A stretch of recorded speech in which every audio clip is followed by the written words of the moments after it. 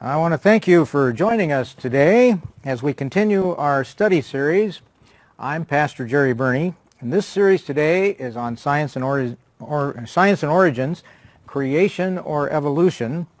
You'll notice the subtitle of the book reads Scientific Evidence Withheld from School Textbooks. In this series, we're going to be touching on some of the highlights in the book on science and its relations to the question of age, which is the major factor in the creation-evolution debate. These are just some of the highlights from the book. There's much more to explore. And also, this series does not really get into the other part of the book, which is on ancient civilizations. Now, science is always changing, and we do publish a news and update section on our website, burneyfam.com, so that you can always stay up to date, so the book's never out of date. We also have other study series on Genesis, the two creation accounts, and on Revelation end times. Our ministry delivers God's truth to jail and prison inmates all across the United States. So if you would like us to mail weekly studies to someone in jail or prison, please email us with their name, their ID number, and their address. Now we're going to be studying today on our subject involving evolution. We're going to get into the area of primates and humans. Are humans and chimps different kinds? Are we related very closely? Is it possible that we evolved from them? Is it possible that humans could accidentally have a chimp baby perhaps one day? And I left last time telling this little story. I'll retell it again for those that might have missed. A little girl asked her mother, how did human race appear? And the mother answered, well, God made Adam and Eve, and they had children, and so all mankind came about. A couple days later, the little girl asked her father the same question, and the father answered, well, many years ago there were monkeys from which the human race evolved. And of course, the little girl's getting both sides of the science story now. One is creation, and one is evolution. Well, the confused girl returned to her mother and she said, well, Mom, how's it possible that you told me the human race was created by God and Dad said that we were developed from monkeys? And her mother answered, well, dear, it's very simple. I told you about my side of the family and your father told you about his side of the family. Science is quick to point out that the difference between primates and human DNA is only 1%. Now, this is what has been thought for many years. And in fact, school textbooks still talk about that. There's only 1% difference, they say, between primates and humans. At first, this sounds like we're so close that only a couple of mutations could possibly cause a human to be born to a primate, or vice versa, a primate to a human. But 1% actually equals 30 million nucleotides out of 3 billion that are in the DNA structure. And as of 2004 even, which is quite a while ago, new evidence started to point to more differences, not 1%, but 3%. Using the most recent version of the chimp genome, a sequential comparison to the human genome on an individual chromosome basis was performed. And for the primary chimp chromosomes, the autosomes, the amount of optimally aligned DNA sequencing proved similarities between only 66 and 76%, depending on the chromosome, which means that it's not 1%. And the more discoveries are made, there's more differences that are discovered. Let's see. We're going to go on to a book that's called Forbidden Archaeology. And the interesting thing about this is a couple of authors, Michael Cremo and Richard Thompson, put together a very large book some number of years ago, and it deals with all of the evidence, fossil archaeological evidence, that's been accumulated around the world. And they did a book that found that much of this evidence is simply shelved because it does not agree with old time periods. In other words, if you were to go to a museum or a university's lab where they store all kinds of fossils in drawers and they pull out the drawer, you're liable to find things that do not agree with evolution in that drawer, which that drawer represents a time layer. You'll find certain fossils in there, and you'll find other fossils that they don't talk about because they don't agree.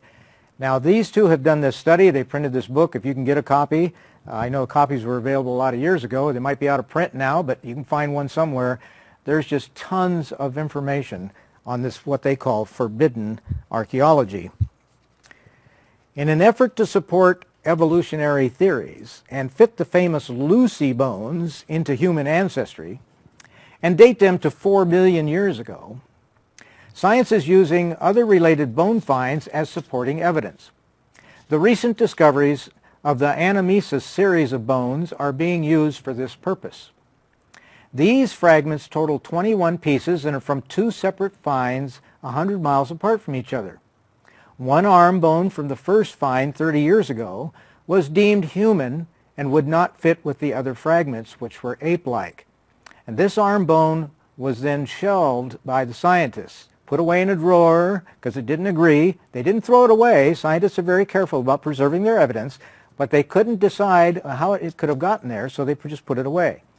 They could not explain how a fully human bone was mixed in with evolving links, assumed to be 4 million years old. Now, this problem surfaced again recently with the new discovery of a second set of fragments found in the same Kanapali area of Africa. And in this find, a shin bone, also very much human, was discovered with a group of supposedly 4 million year old ape-like bones. It should be noted that all these bones and fossils are dated by the geology of the area, so theories and assumptions abound. In other words, we know from our previous studies in rocks that you have volcanic rock, which contains carbon dating, radiometric dating materials, and then you have shale rock, which contains fossils. But the shale rock containing fossils contains no radiometric dating materials, and the rock, lava rock, and such that does contain radiometric dating contains no fossils. So you have to be careful about assumptions that are made by dating techniques. Science cannot explain why ape-like theoretically transitional bones, 4 million years old, are found with fully human bones just like ours in the same dig. Of course, only the supposedly 40 million year old bones were made public.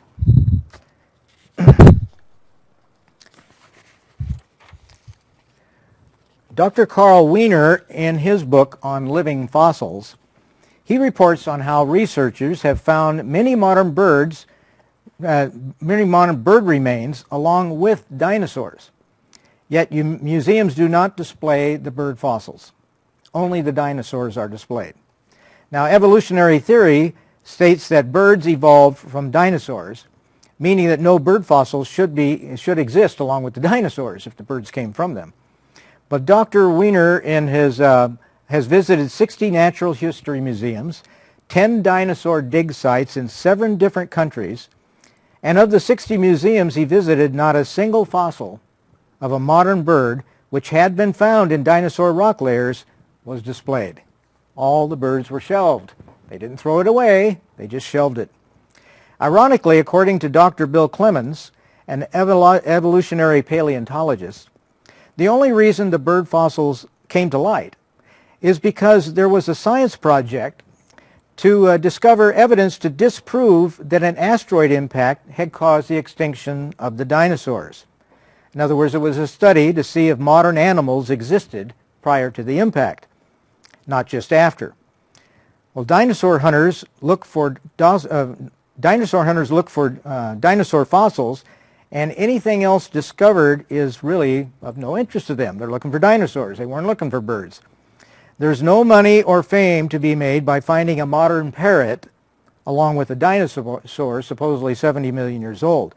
Once again, science and museums and school textbooks do not deliver the whole truth about scientific discovery when the subject of age is involved.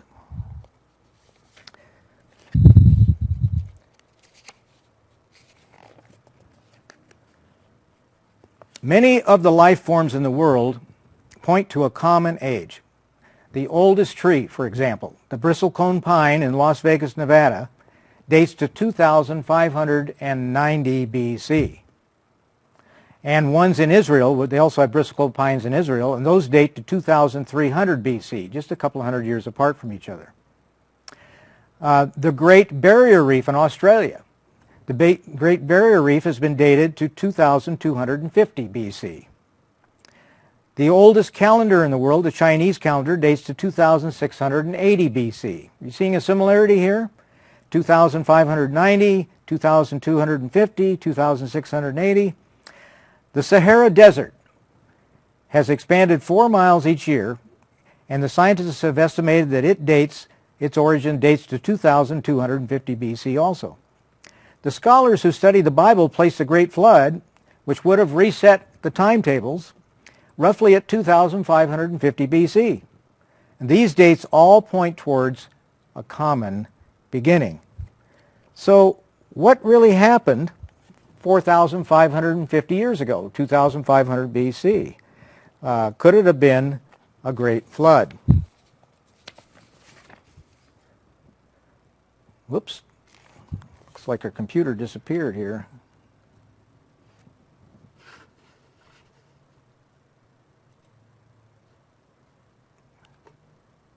What do we got here? Yeah, I don't know what's going on.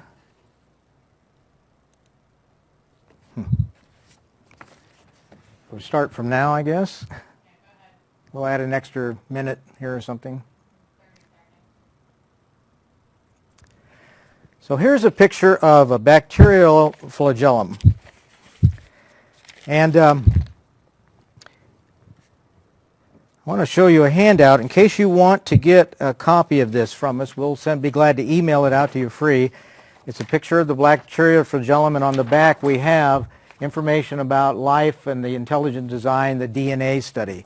So we can send that out to you if you want to get a hold of us at berniefam.com. We'll be glad to.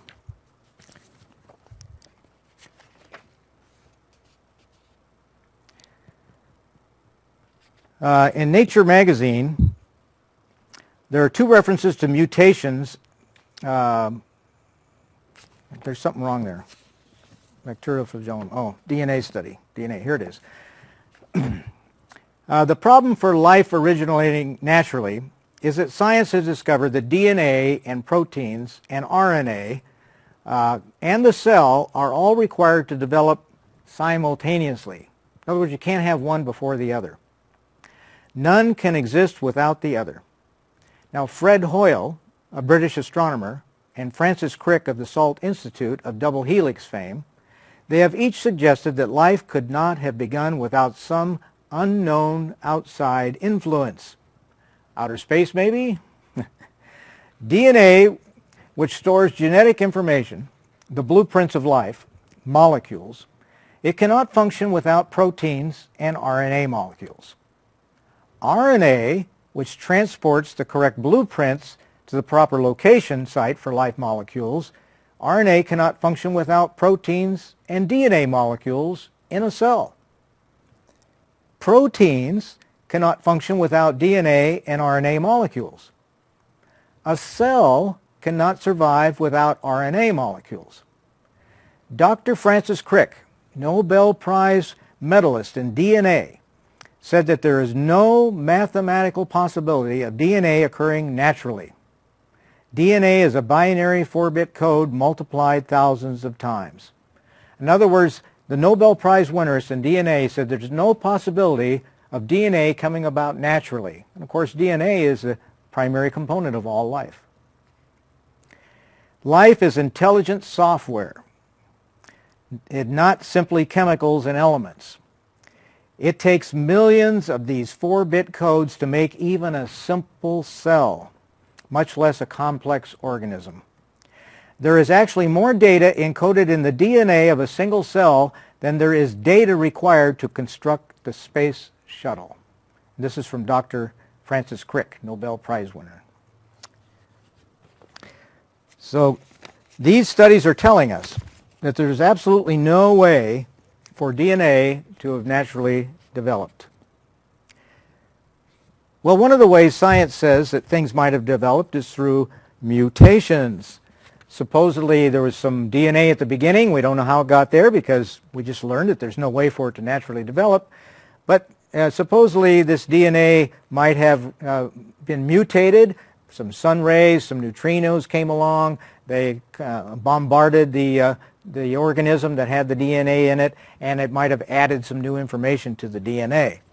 Let's talk a little bit about mutations. In Nature Science magazine, there are 2 references to mutations actually threatening life's survival, as opposed to the theory of mutations being the source of evolving. These were discussed by James Crow, Adam Erie Walker, and Peter Kegnedley, and their conclusions are that the harmful mutation rates in advanced species are extremely high. Harmful radiation is extremely high. So high, in fact, that theories of species evolving in successive generations is highly doubtful and calls into question any scientific evidence of life evolving through the processes of mutation. In other words, mutations damage, mutations destroy, mutations cause devolving, not evolving. Dr. Barney Maddox, referring to studies reported by J. Sanfor in Genetic Entropy and the Mystery of the Genome, he states that the underlying genetic mechanism of evolution is random mutation, and specifically mutation that is beneficial to life. Biology textbooks, in other words, in theory, they present a positive and negative mutations to students as though these were commonplace and roughly equal in number. In other words, when you read your textbook, it just refers to mutations as randomly happen. Some are good, some are bad. The good ones produce evolution. The bad ones, of course, do away with the creature. However, these books fail to inform students that unequivocally positive mutations are unknown to geneticists, since they have never been observed or are so rare as to be irrelevant. The biology textbooks in other chapters teach that most mutations are pathologic or disease-causing, but they don't apply that information to evolution. In other words, you'll read when you're studying pathology or some of these other sciences that mutations are very dangerous and they can cause death so easy, but they don't apply that same science to the evolution. The worst case diseases doctors treat today are caused by genetic mutations. Nearly 4,000 diseases are caused by mutations in DNA, according to Medical Geneticists' Principles in Practice, a book by J. Nora. The ratio of beneficial mutations to harmful mutations is so small it can hardly be recorded.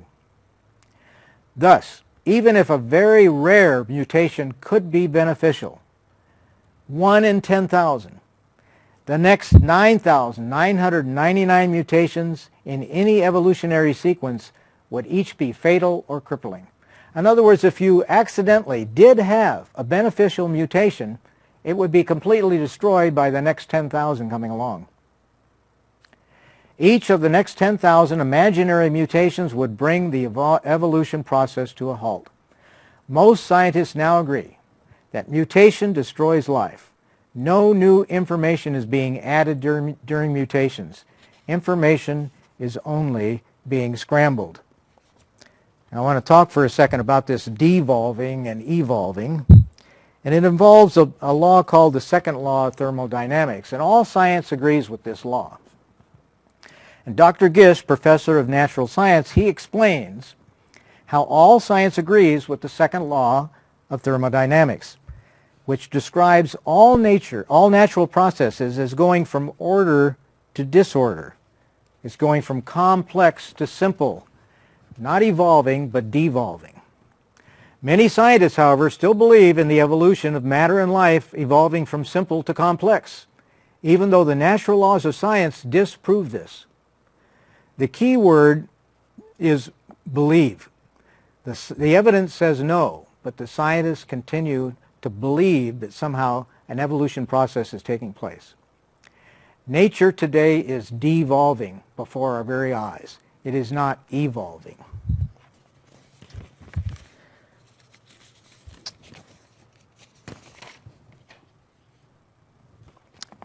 I want to share with you this electron microscope image.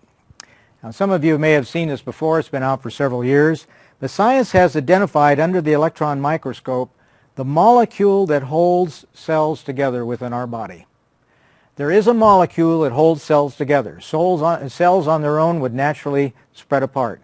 But they are held together by a molecule, and this is the molecule. And if you recall our reading of the Bible in Colossians 1, verse 16 and 17, it says that Jesus is the one that holds all things together. And it's a perfect picture of this. We have been studying this book, Science and Origins, and I just wanted to, and it also has a discussion on ancient civilizations. I just wanted to touch briefly on that for a second, although that's another whole study series on its own.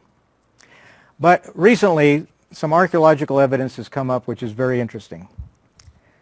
The earliest known massive stone monument site is a structure which is focused on religion. And it focuses on religion and a relationship with God and the afterlife. And the location is very close to where Noah would have landed. And the location is in Turkey. The location is called Göbekli Tepe. Göbekli Tepe. And this site is featured in an article titled In the Beginning in Biblical Archaeological Review. This site has also been featured on National Geographic and other programs. This site predates all other sites in the world, including the Great Pyramids in Egypt.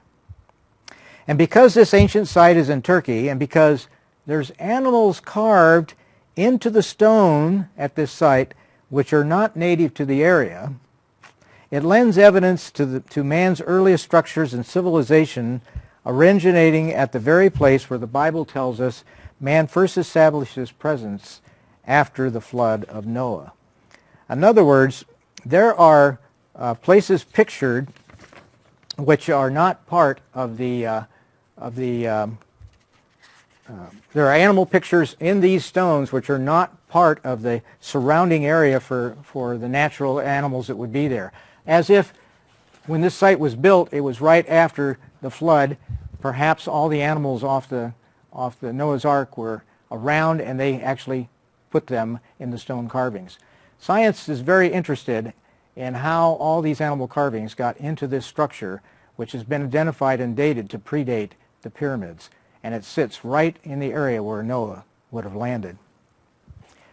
Now, some of the areas about ancient civilization which are interesting are relating to humans are language. Language experts in studying language data note that no known language in all of history was in any sense primitive. Even Sanskrit is more intricate and complicated than many contemporary languages today. In fact, all languages seem to be going from a more complex form to an easier form, less complicated and easier to communicate with. In linguistics, this development is known as a movement from synthetic languages, which are highly inflected, to analytic language, which is discrete grammatical units. Now, this is quite the opposite direction from how one might think primitive language would develop to today's language. Writings, in fact, since their beginnings less than 10,000 years ago, have moved from complex to simple. We read in Genesis 4, verse 20 to 22, that in just 7 generations from Adam and Eve, people had already developed animal husbandry, music, metallurgy, as well as language. Another common feature of the early languages are references made by Sumerian writings and Assyrian tablets, Hebrew parchments, and Chinese writings, all from around 2400 BC, and there's that date again. Aztec and Inca stone writings and others to great flooding in their past. In other words, all the civilizations around the world, going back as far as we can go, their ancient writings refer to a great flood event. A catastrophic event that all these various ancient peoples share in their writings is of this great flooding. The Chinese writings include details which matched the biblical account, including that the water came from below the earth as well as from the sky. Also, the Chinese word for boat is a picture of a boat with 8 people on board. Noah's family on the ark totaled 8. The Mayan calendar dates the flood to November of 2370 BC per the Dresden Codex. And that's a Mayan document from the period of the Toltecs in Mexico. The Chinese calendar begins about 2680 BC, around the same time as the Bible records the flood of Noah. The Bible's rough date for flood is sometime around 2550 BC, placing these various calendars within 200 years of the biblical date. In fact, 272 ancient written accounts from all over the world have been discovered, virtually all of which specify universal destruction by flooding.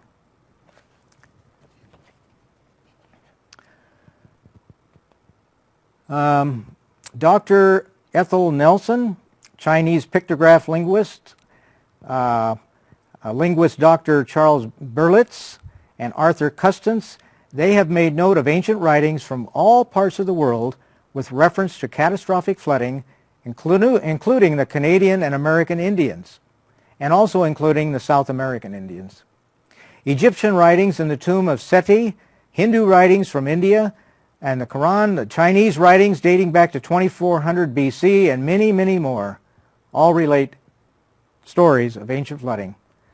The American Hualapai Indians left ancient petrographs in the area of the Davis Dam in California near the Colorado River, depicting a vessel carrying 8 people, just like the Chinese, including the chief, and in this vessel includes the chief across the floodwaters, similar to the Chinese pictograph.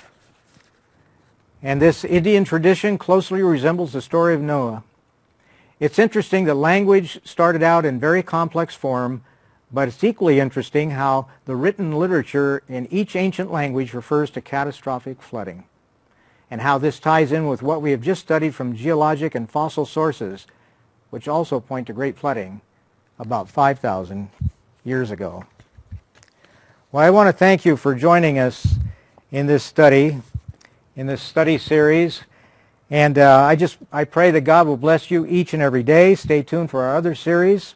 Until next time, please pray for our jail and prison ministry, BernieFam.com.